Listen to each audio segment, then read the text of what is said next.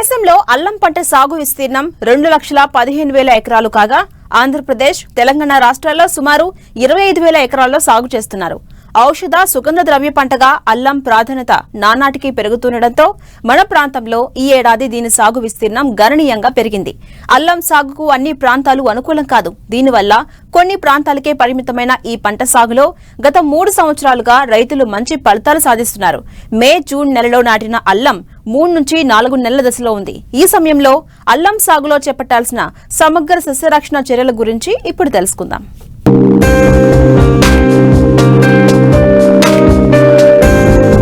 తేమతో కూడిన వేడి వాతావరణం అల్లం సాగుకు అత్యంత అనుకూలం. పాక్షికంగా నీడ ఉన్న ప్రాంతంలో కూడా అల్లం పెరుగుదల ఆశాజనకంగా ఉంటుంది. 19 నుంచి 28 డిగ్రీల సెంటీగ్రేడ్ ఉష్ణోగ్రత ఉన్న వాతావరణంలో మంచి దిగుబడి వస్తుంది. తెలంగాణలో మెదక్, వరంగల్, కరీంనగర్, నిజామాబాద్ జిల్లాల్లోనూ, ఆంధ్రప్రదేశ్లో విశాఖపట్నం, తూర్పుగోదావరి, కృష్ణా జిల్లాల్లో అల్లం పంటను సాగు చేస్తున్నారు. ప్రధానంగా మారన్, మహిమ రకాలు ఎక్కువగా సాగులో ఉన్నాయి. ముఖ్యంగా మెదక్ జిల్లా జహీరాబాద్ ప్రాంత రైతాంగం అల్లం సాగులో వినూత్న సాంకేతిక పద్ధతులను ఆచరిస్తూ ఎకరాకు 150 నుంచి 250 క్వింటాళ్ల దిగుబడిని సాధిస్తూ ఇతర ప్రాంత రైతుల దృష్టిని తమ వైపు తిప్పుకున్నారు. గత 2 ఏళ్లుగా మార్కెట్ ధర ఆశాజనకంగా ఉండడంతో చాలా మంది రైతులు ఎంతో కొంత విస్తీర్ణంలో అల్లం సాగును ప్రయోగాత్మకంగా చేపడుతున్నారు. మే, జూన్లో నాటిన అల్లం పంట ప్రస్తుతం 3 నుండి 4 నెలల దశలో ఉంది. ఈ పరిస్థితుల్లో అనేక చీడపీడలు ఆశించే అవకాశం ఉంది. ముఖ్యంగా దుంపకుళ్ళు, ఆకుముడత, మచ్చ తెగులు చాలా చోట్ల ఆశించింది. దుంపకుళ్ళు నివారణకు కాపరాక్సిక్లోరైడ్ మందుతో పాటు మెటలాక్సిల్ లేదా మ్యాంకోజెబ్ 5 గ్రాములు లీటరు నీటికి కలిపిన ద్రావణాన్ని మొక్కల మొదళ్లలో పోయాలి. మందు ద్రావణం పోసేటప్పుడు మొక్కల మొదళ్లలో నేల తడిచేలా లోటాలతో పోయాలి. దీన్ని డ్రెంచింగ్ అంటారు. తెగులు సోకిన మొక్కలతో పాటు ఆరోగ్యవంతమైన మొక్కలను కూడా ఈ మందు ద్రావణంతో తడపటం వల్ల దుంపకుళ్ళు వ్యాధిని సమర్థవంతంగా అరికట్టవచ్చు.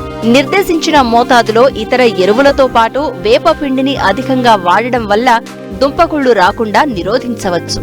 అల్లానికి ప్రధాన శత్రువు మురుగునీరు. అందువల్ల బోదెల్లో నీరు నిలవకుండా తగిన జాగ్రత్తలు తీసుకోవాలి. పిల్లోస్టిక్ల ఆకుమచ్చ తెగులు జులై నుండి అక్టోబర్ నెల వరకు అల్లం తోటల్లో గమనించవచ్చు. ఇది ప్రారంభ దశలో ఆకులపై అండాకారంలో నీటిని పీల్చుకున్నట్లుగా ఉండే మచ్చలు ఏర్పడతాయి.